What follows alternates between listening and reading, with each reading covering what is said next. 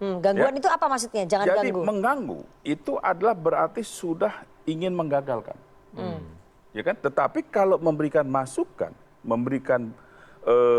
masukan kemudian memberikan kritik yang kita selalu katakan bahwa checks and balances itu adalah memang sebagai negara demokrasi Pak Prabowo sangat terbuka. Pak Prabowo ini demokratis, sangat terbuka terhadap kritik dan segala macam.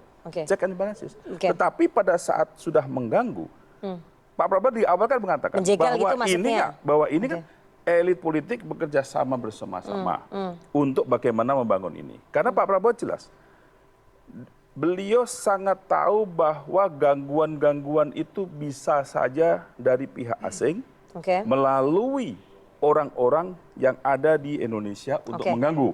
Nah ini konotasinya selalu mengatakan bahwa inilah intervensi asing yang dikatakan. Ini walaupun tidak disampaikan dalam pidato, tetapi kan itu sebenarnya tadi konteksnya elit politik. Elit politik. Iya, berarti kan dia sampaikan elit politik dari internal. Betul.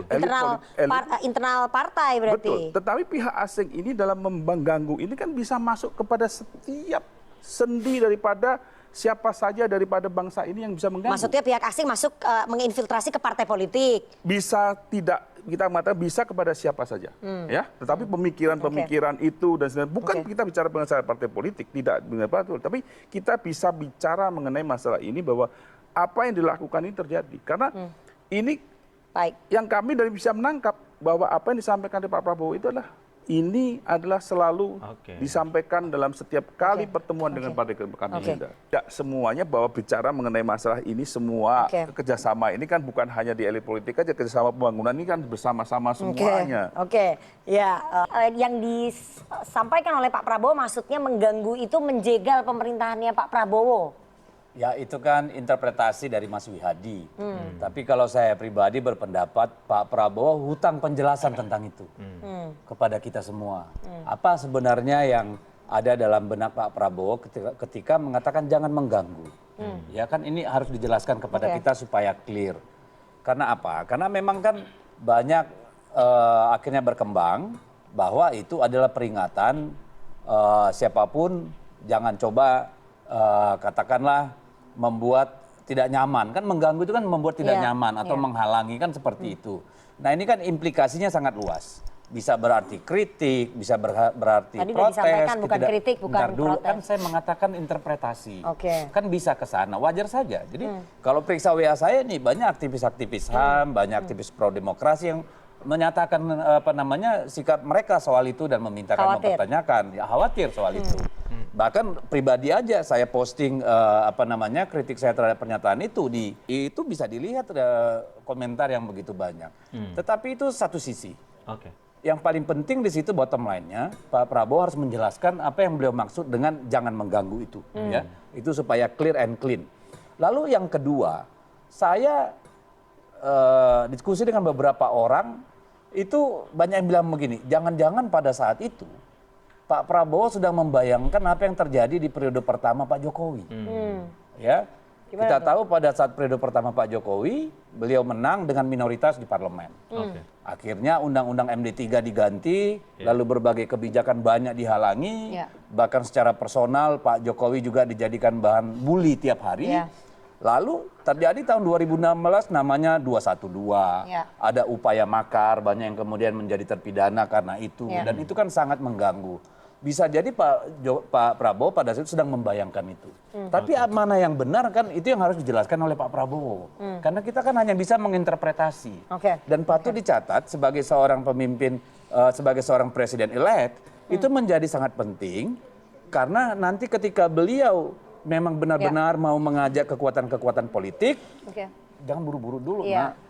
Ya, itu harus ada prakondisi yang baik.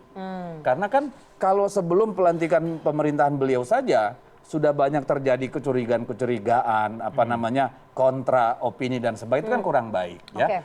Tapi saya ingin berpikir positif juga. Karena Pak Jokowi lagi, kalau udah masa lalu. Kangen ya? Enggak, udah masa lalu buat kita itu. Jadi beliau kan tidak menyebut elit politik.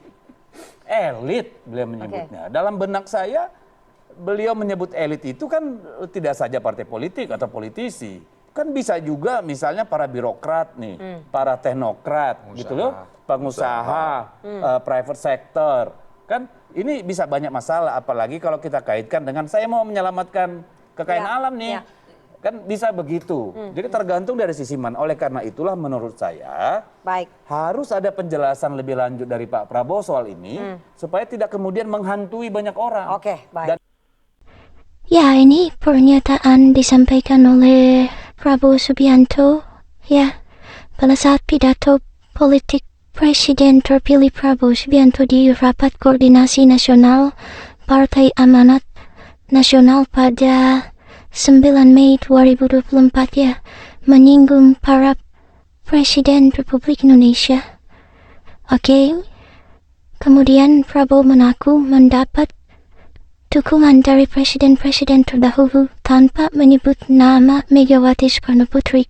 Prabowo bahkan menyindir partai yang naku-naku memiliki Bung Karno, katanya demikian. Apakah pernyataan terbuka itu tertuju kepada PD Perjuangan? Itu yang disampaikan oleh Deddy Sitorus tadi dalam pernyataannya, ya.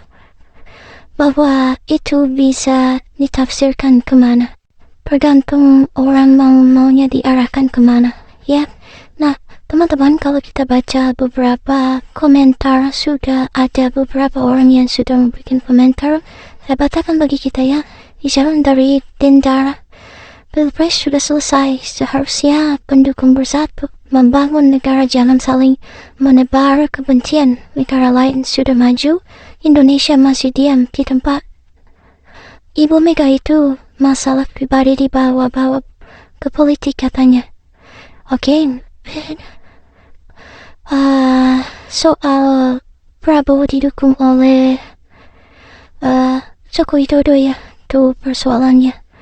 Dan sekarang muncul berbagai persoalan-persoalan lain karena langkah politik yang dilakukan oleh Joko Widodo sebenarnya mendukung Prabowo Subianto dalam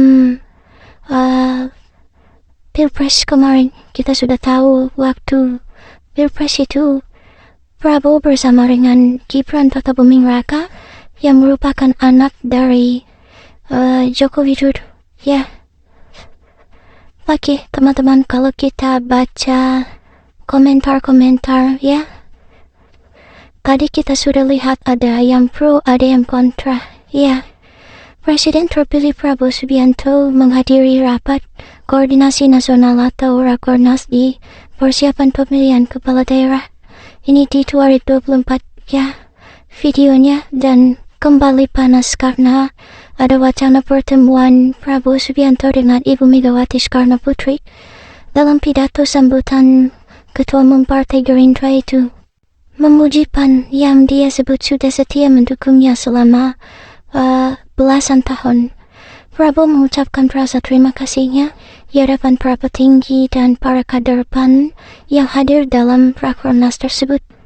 Saya sangat berterima kasih dengan kesetiaan 15 tahun tanpa pamrih PAN, kata Prabowo Subianto. PAN diketahui telah mendukung Prabowo sebagai calon presiden dalam 3 kali Pilpres sejak 2014.